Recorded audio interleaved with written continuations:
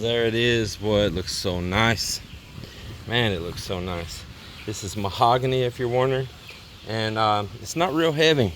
It is when it's green, but this piece here has dried out and it's pretty light.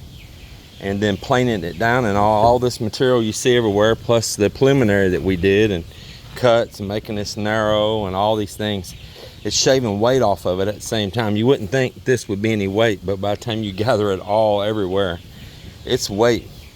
And they're getting now to the point that there's not much weight difference between them and the bamboo going across there. And that bamboo is that solid bamboo, and they have to double it up. So you're talking about, by the time you put 2 of those big pieces of bamboo, and stretched out way further too. I'm not spreading this as wide. I'm not going to have that huge of a weight difference on it as far as these cross pieces. Now, my pontoons might have a little bit of a weight difference, but they're also going to have way more buoyancy. So there's that as well. But I'm happy to make this piece, man. It's beautiful. It'll go right along with the other 2 that I've already got done. And these tips, if you see like some of this not finished and all that on the ends, that's because that's an over length, that so I can run my tools past it and get a finished edge. And then when I cut them back here, there's several inches of that that's going to come off. All right, well, I'm going to let my hands have a rest. They are really feeling weird from all the vibrating right now. I mean, it really feel weird. Woo. And Mel's got lunch made. I'm gonna go have lunch and come back and get back working on this. I'll probably put this one in the garage along with the others, let them continue to cure more. And man, they're just beautiful. couple pieces I bought just recently, and they're a little bit greener than this one. I have had this one longer, and there's really a weight difference in the ones that's had time to dry. So I've had them sitting in the garage, and there's a lot of wind blows through there, and they are up off the floor on blocks.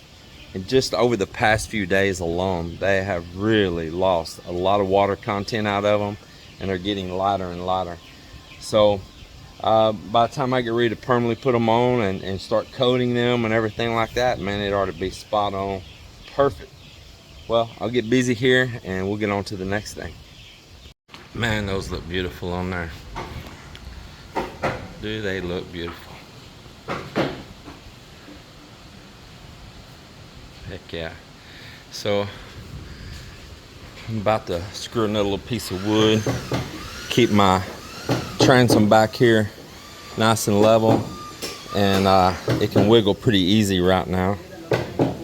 So I'm gonna get another piece of wood on this side, and then I'm gonna work the middle and then up there at the front, and that way when I know it's level, then I'm gonna go through and level these, get everything all nice and good, and then I'm gonna check my heights outside to outside down the boat, and start looking at setting up to build the pontoons.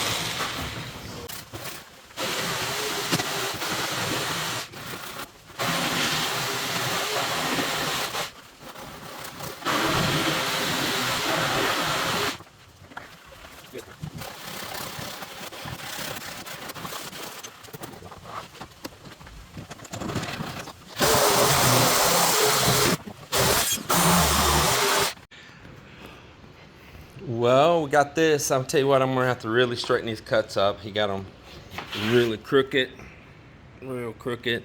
It angles up right there, and not real straight. But I'll just take the sander with that 30 grit paper, and I'll shape that right up. Not a problem. But I really thought he would have cut those a lot cleaner than he did. This one really got me because he cut it at a downhill angle here and took away some material I didn't want taken away, and you can see it there. I don't know, kind of like he wasn't on his game. So where I'm at now is I need to set all these beams that go across here for the outriggers. I need to set them off. I cut this bulkhead, and I laid a piece of plywood up here just now to cut this bulkhead. So anyway, I laid a piece of plywood up. I laid a piece of plywood up here just now, and I'm gonna set this out of the way, and I'm gonna measure to cut one end right here in the very back. Now, this back part back here is where the engine hangs here on the transom, and it rocks up. And I'll probably use that like a little storage well down in there to keep the rope and anchor. That's what I was doing before. But before, I always worried about the anchor punching a hole in the thin skin this boat had, man. That 1/4-inch plywood with no kind of resin, just basically some marine, what they call epoxy, which looks kind of like Bondo, and or body filler is basically what it looked like. A little tougher than that though. You know, sealing the joints, and the rest of it was just paint. And I really worried about punching a hole with my anchor in it.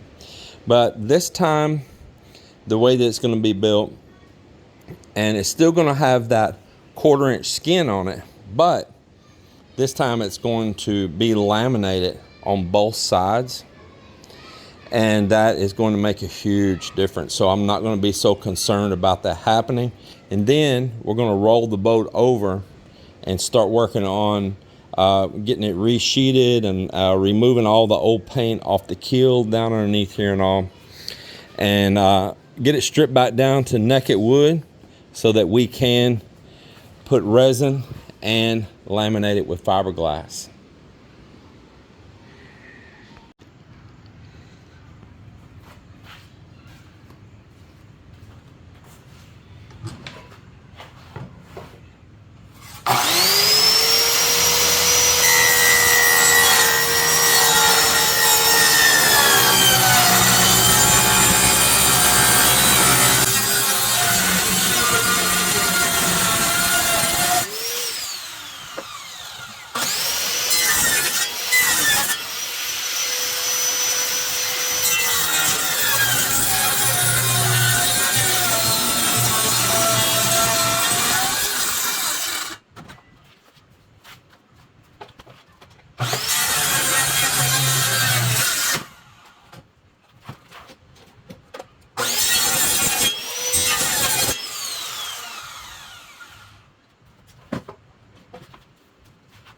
Well, I worked out here and got that last bulkhead cut, and it's just sitting there right now. So come tomorrow morning, I'll clean everything off and out of the way, get these beams all set out of the way, and take sander and maybe the grinder with flapper disc, clean all the paint off the wood where all these bulkheads are going in, mix up epoxy, or mix up some resin first. And first I'm going to laminate those bulkheads in resin.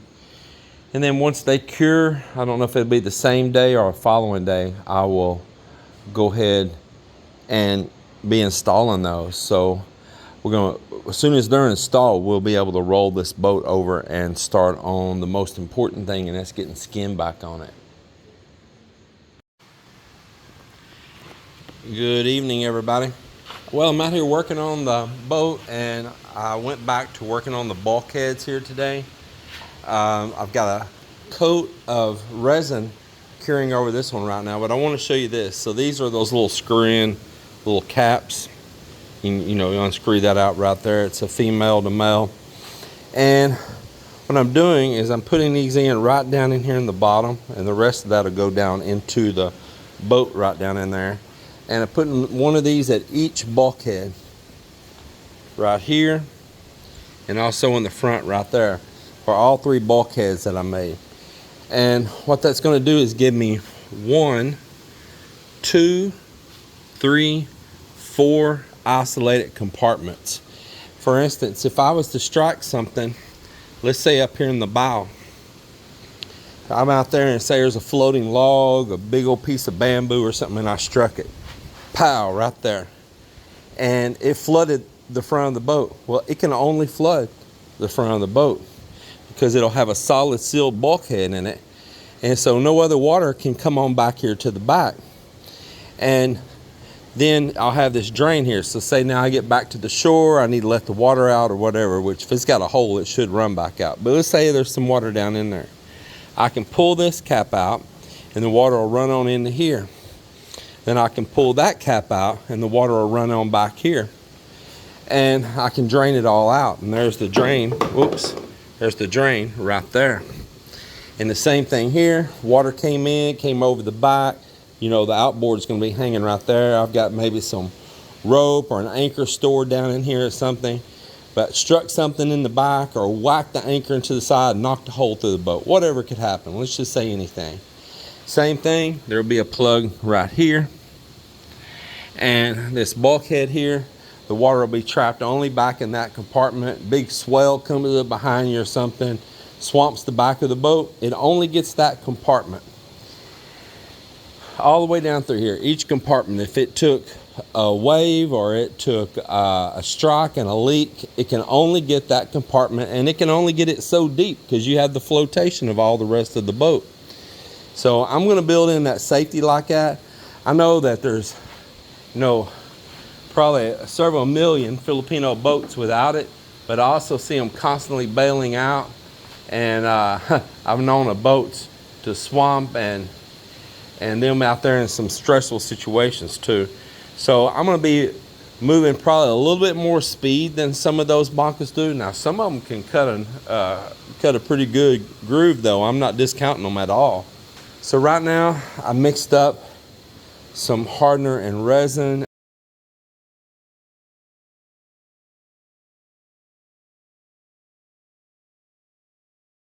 So this one side right here is a test run. I probably should have did a smaller test run in case I have to clean it up, but it is what it is. So this is a test run here right now. I'm gonna let this sit here for a while. I'm gonna kind of watch the work time on it, and then I'm gonna see if it actually sets up, and if it don't, I got a big mess to clean up and get off of here if it doesn't set up. So I'll know, but it is getting a really good tackiness about it now. So there has been some kind of reaction because it's a lot thicker than what it was. So something's happening, but I'll know if I need to add a little bit more, a little bit less. So right now I'm putting 10 drops to an ounce. I'll see what this work time is going to be. That'll give me an idea too on judgment on when I get ready to do glass work. If the temperature is comparable to this that day, I'll know about how much time I have to work with that mix, or if I need to add just a little bit more catalyst or hardener, or take away just a little bit. But you don't want to take away too much or it's not going to set. So anyway, that's where I'm at right now.